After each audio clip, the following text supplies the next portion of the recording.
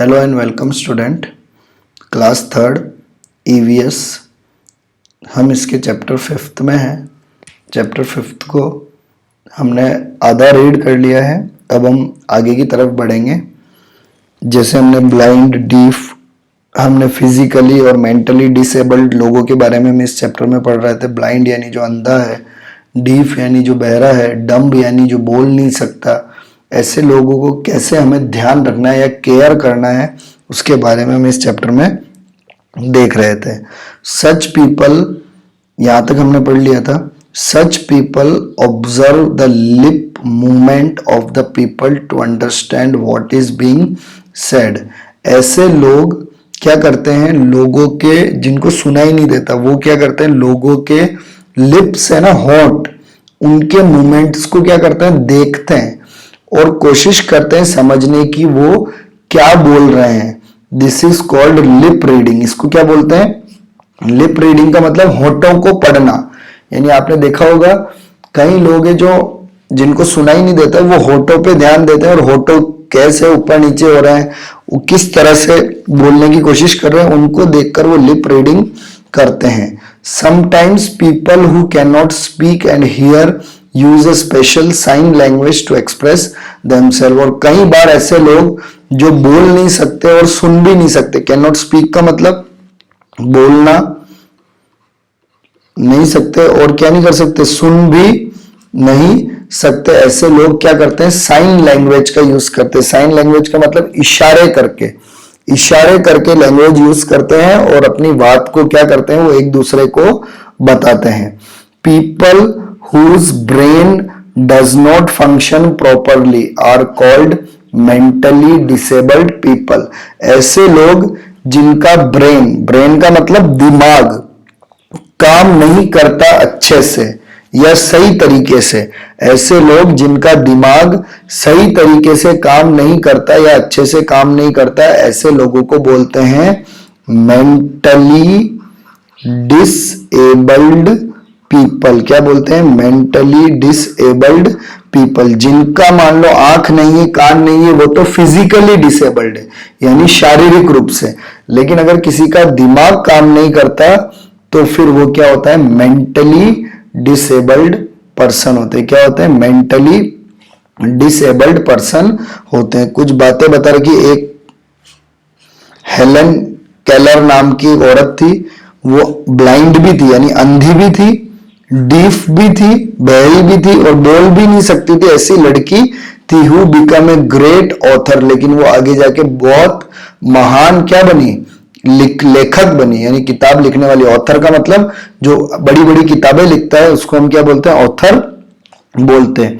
Ludwig van Beethoven was a world famous music composer. ये Ludwig van Beethoven है, ये बहुत ही फेमस क्या है, गाने कंपोज करने वाला, यानी गाने बनाने वाला है। ये खुद भी क्या था, डीफ था। डीफ का मतलब बहरा था। He composed many great symphonies. Read about this great person and find out their life story. इन्होंने बहुत सारे गाने लिखे हैं। हम ऐसे लोगों के बारे में स्टोरीज को पढ़ सकते हैं और देख सकते हैं कि ऐसे लोग जिनके पास आंख भी नहीं थे, सुन भी नहीं सकते थे, बोल भी नहीं सकते थे, फिर भी उन्होंने इस पूरे देश में और पूरे विश्व में क्या किए, महान महान काम किए। अब आगे हमें देखना है old and sick people. Old यानी जो बूढ़े लोग हैं और सिक यानी जो क्या है, बीमार है। ओल्ड यानी जो बूढ़े लोग हैं और सिक यानी बीमार लोग हैं। People who do not feel normal are sick people. अगर आपको ऐसा लग रहा है कि जैसे आप नॉर्मल जी रहे हो, यानी सामान्य रूप से जैसे आप चल रहे हो, आज आप चल नहीं पा रहे या आपके हाथ पैर में दर्द है या कोई ना कोई प्रॉब्लम है, तो इसका मतलब आप क्या हो, सिक हो। सिक का मतलब आप क्या हो, बीमार हो। तो जब हम नॉर्मल, जैसे हम देखते हैं हमारे दादा दादी हैं, वो ओल्ड हैं तो वो ज्यादा चल नहीं पाते, दौड़ नहीं पाते, है ना, हमारी तरह काम नहीं कर पाते। इसका मतलब है वो क्या है, ओल्ड एज में है, इसलिए they need a lot of love and care. तो ऐसे जो ओल्ड और सिक वाले लोग हैं उनको हमें क्या करना चाहिए, लव करना यानी प्रेम करना चाहिए, और केयर यानी उनका ध्यान भी रखना है और उनसे हमें क्या रखना है, प्रेम रखना है। We should keep in mind the following step while taking care of sick people in our family. अगर हमारे घर पे कोई बीमार है, सिक यानी बीमार है, तो हमें इन सब चीजों पॉइंट्स का ध्यान रखना है ताकि हम उनका अच्छे से क्या रख सके, ध्यान रख सके। अच्छे से ध्यान रखने के लिए हमें क्या क्या चीजों का ध्यान रखना है। पहला, first point, they should be given light food. उनको क्या देना है, हल्का खाना देना है, यानी लाइट फूड देना है जो उनके सेहत के लिए अच्छा हो, ऐसा हल्का खाना हमें देना है। चावल है, दलिया है ना, ऐसे हल्के खाने देने। दे should be given medicine on time. और उनकी जो दवाइयां चल रही है, बीमार है तो दवाई तो चलेगी है, और दवाई उनको टाइम पे, हमें जो भी डॉक्टर ने टाइम बता रखा है उस टाइम पे हमको उनको दवाई को देना है। Third, they should be allowed to take enough rest. और उनको आराम करने का ज्यादा से ज्यादा हमें क्या देना है, समय देना है, ताकि वो अपने कमरे में आराम कर सकें, क्योंकि आधी बीमारियां तो आराम करने से ही क्या हो जाती है, खत्म हो जाती है। तो उनको रेस्ट करने के लिए हमें बहुत सारा टाइम देना है। दे should be kept in clean and comfortable room. और वो जिस रूम में रह रहे हैं वो रूम क्या होना चाहिए, क्लीन। क्लीन का मतलब साफ होना चाहिए, और कंफर्टेबल का मतलब जिसमें उनको क्या मिले, आराम मिले, ऐसा अच्छा रूम होना चाहिए। वो रूम बिल्कुल साफ सुथरा होना चाहिए और आरामदायक होना चाहिए। We should not make noise around. और अगर वो सो रहे हो या आराम कर रहे हो तो हमें नॉइस यानी क्या नहीं करना, शोर नहीं करना। शोर यानी आवाज नहीं करनी। और watch television with high volume. और टीवी को बहुत तेज वॉल्यूम यानी आवाज करके हमें नहीं देखना। टीवी की आवाज को क्या करना है, बहुत कम करना है हमें। अगर हमारे घर पे ऐसा कोई आदमी है जो बुजुर्ग है या ओल्ड है या बीमार है, तो हमें इन सब बातों का उसको ध्यान रखना है। उसको हल्का खाना देना है, दवाई देनी है, उसको आराम का समय देना है, चिल्लाना नहीं है, घर पे टीवी बहुत धीरे से देखना है। We should spend some time with them to try to keep them happy. और हमें क्या है, उन लोगों जो भी बीमार है उसके साथ में समय बिताना है। स्पेंड का मतलब समय बिताना है, टाइम यानी समय, स्पेंड यानी बिताना, ताकि उनसे हम बातें करें और हमारी बातों से वो क्या हो जाए, खुश हो जाए, हैप्पी हो जाए। तो उनके साथ हमें क्या करना है, समय बिताना है। Similarly we have special duties toward elderly people in our family and society. हमारी एक स्पेशल कार्य भी होता है कि जो भी बूढ़े लोग हैं हमारे फैमिली में हो भली, या हमारे सोसाइटी यानी हमारे समाज में हो, या आपके आस पड़ोस में कोई भी बूढ़ा आदमी हो, या आपके घर में ही कोई बूढ़े हो, जैसे ग्रैंडफादर है, ग्रैंड मदर है, तो हमें उनका भी क्या रखना है, ध्यान रखना है। We should understand their need. उनकी जरूरतों को हमें क्या रखना है, समझना है कि उनको क्या जरूरत है। And be patient with them. और उनके साथ हमें धैर्य से बात करनी है, यानी आराम से बात करनी है। उनकी बात को हमें सुनना है, उनकी जरूरतों को हमें पहचानना है, और उनकी जरूरत को हमें क्या करना है, पूरा करना है। We should take their advice and make them feel wanted. और हमें बीच बीच में जाके उनसे क्या लेनी है, एडवाइस लेनी है, यानी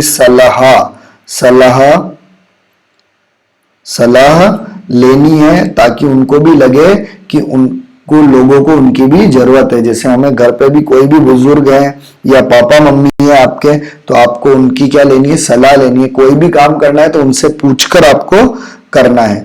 we should not let them feel lonely. हमें उनको घर पे अकेला नहीं छोड़ना।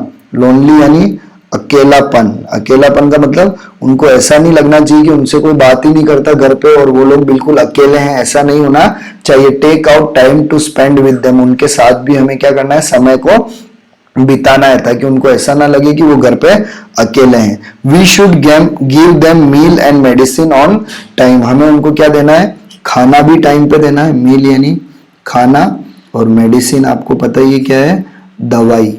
इन सबको हमें क्या देना है, टाइम पे देना है। आपको उनको खाना भी टाइम पे देना है और दवाई भी टाइम पे देनी है। We should attend them when they call us. और वो जब भी आपको बुलाए, कॉल का मतलब बुलाना, अब वो जब भी आपको बुलाए तो आपको फटाफट उनके पास जाना है और उनको जो भी जरूरत है वो जरूरत को उनको पूरा करना है।